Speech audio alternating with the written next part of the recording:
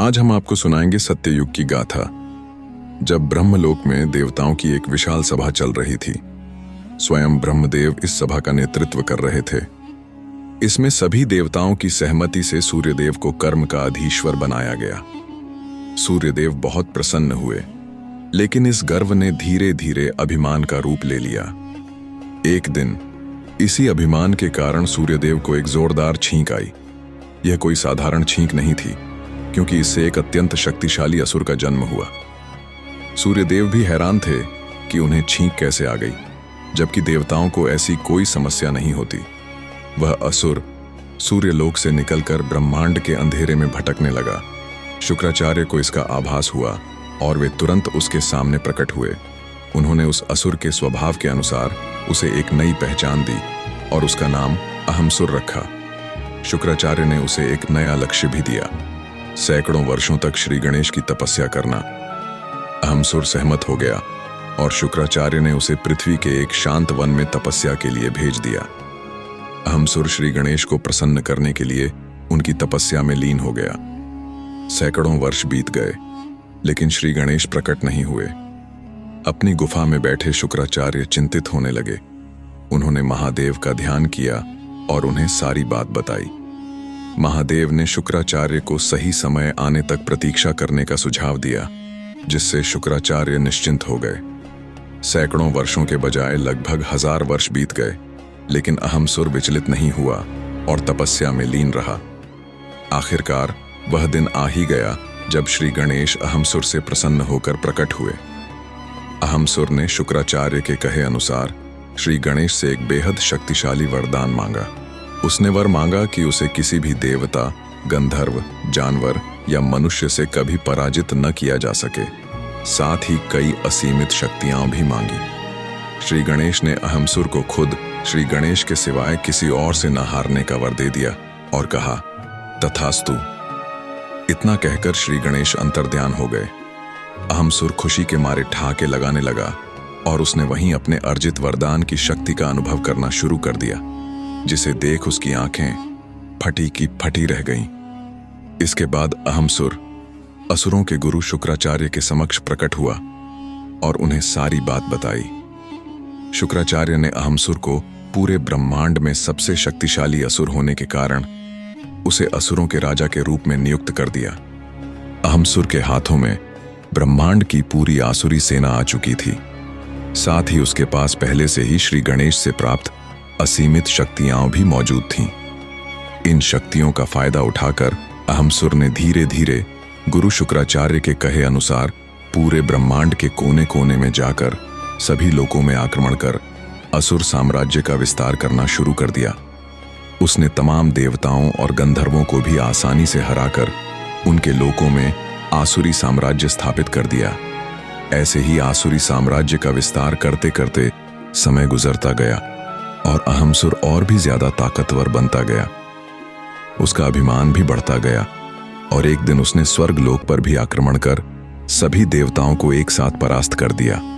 इसके बाद सभी देवता अहमसुर के डर से स्वर्ग से भागने पर मजबूर हो गए और फिर अहमसुर ने स्वर्ग लोक को भी अपने अधीन कर लिया। समय के अनुसार अहमसुर ने शुक्राचार्य की भी बातें माननी छोड़ दी, क्योंकि उसका अभिमान 7वें आसमान पर पहुंच चुका था।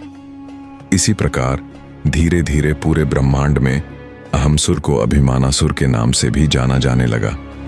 उस समय पूरा ब्रह्मांड अभिमानासुर के नाम मात्र से ही कांप उठता था।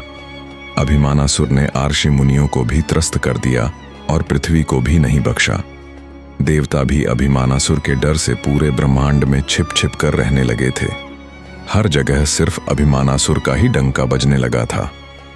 अभिमानासुर ने पूरे ब्रह्मांड में त्रिदेव समेत सभी देवी देवताओं के पूजा पाठ को भी बंद करवा दिया था। यहाँ तक कि वह श्री गणेश की भी पूजा नहीं होने देता था और जो उसकी बात नहीं मानता उसे मृत्यु के घाट उतार दिया जाता था। अभिमानासुर का अभिमान अपनी चरम सीमा तक पहुंच चुका था। तब सभी देवता, गंधर्व और अऋषि मुनि थक हारकर त्रिदेव के पास गए और उन्हें सारी बातें बताईं। त्रिदेव ने देवताओं, गंधर्वों और ऋषि मुनियों को श्री गणेश का ध्यान करने का सुझाव दिया। इसके बाद समस्त देवता समेत गंधर्व और ऋषि मुनि एक शांत वातावरण में जाकर श्री गणेश की आराधना करने लगे। कई वर्षों तक आराधना करने के बाद श्री गणेश प्रकट हुए। सभी ने श्री गणेश को अभिमानासुर के दुष्कर्म के बारे में बताया और उसे दंडित करने के लिए प्रार्थना करने लगे। श्री गणेश ने सभी देवता, गंधर्व और ऋषियों को अभिमानासुर को दंडित करने का आश्वासन दिया, जिससे कि सभी निश्चिंत हो गए। श्री गणेश ने अभिमानासुर को स्वप्न में आकर दर्शन भी दिए और उसे समझाया भी, लेकिन इसके बावजूद भी अभिमानासुर ने अपने अत्याचार को पूरे ब्रह्मांड में जारी रखा। इसके बाद श्री गणेश के अंदर एक क्रोध जगा और उस भयंकर क्रोध में श्री गणेश ने विकराल धूम्रकेतु अवतार ले लिया। फिर वह अभिमानासुर का अभिमान तोड़ने निकल पड़े। जब अभिमानासुर बचे खुचे ब्रह्मांड के राज्यों पर विजय प्राप्ति का षड्यंत्र रच रहा था, तभी उसे कुछ गड़बड़ होने का एहसास होने लगा, क्योंकि उसका पूरा असुर लोक कांपने लगा था, जैसे कि कोई भूकंप आ गया हो। इसके बाद वहां धूम्रकेतु अवतार का आगमन हो गया, जिसे देख सभी असुर थर थर कांपने लगे और अभिमानासुर तो जैसे बौखला उठा। यह देख अभिमानासुर हक्का बक्का हो गया। वह श्री गणेश को इस अवतार में देख समझ गया कि बिना युद्ध के बचने का कोई और रास्ता नहीं है। फिर उसने अपनी पूरी सेना को धूम्रकेतु अवतार पर टूट पड़ने का आदेश दे दिया। लेकिन कई असुर डर के मारे पहले ही पलायन कर चुके थे और बाकी असुरों ने हिम्मत करके धूम्रकेतु अवतार पर प्रहार करने की कोशिश तो की, पर धूम्रकेतु अवतार के एक ही प्रहार से अभिमानासुर की सभी आसुरी सेना जलकर खाक में बदल गई। इसके बाद अभिमानासुर बिल्कुल अकेला पड़ गया। फिर उसने श्री गणेश से ही प्राप्त शक्तियों का इस्तेमाल उन्हीं के अवतार धूम्रकेतु पर करना शुरू कर दिया, लेकिन इससे उन पर कोई असर नहीं हुआ। धूम्रकेतु अवतार अपनी तरफ से कोई वार करते, इससे पहले ही अभिमानासुर श्री गणेश का नाम लेते हुए धूम्रकेतु के चरणों में जा गिरा और गिड़गिड़ाने लगा। वह लगातार दया की भीख मांगने लगा। काफी देर बाद धूम्रकेतु अवतार अपने पूर्ण रूप श्री गणेश के रूप में आए और फिर अभिमानासुर की शक्तियों को सीमित कर दिया।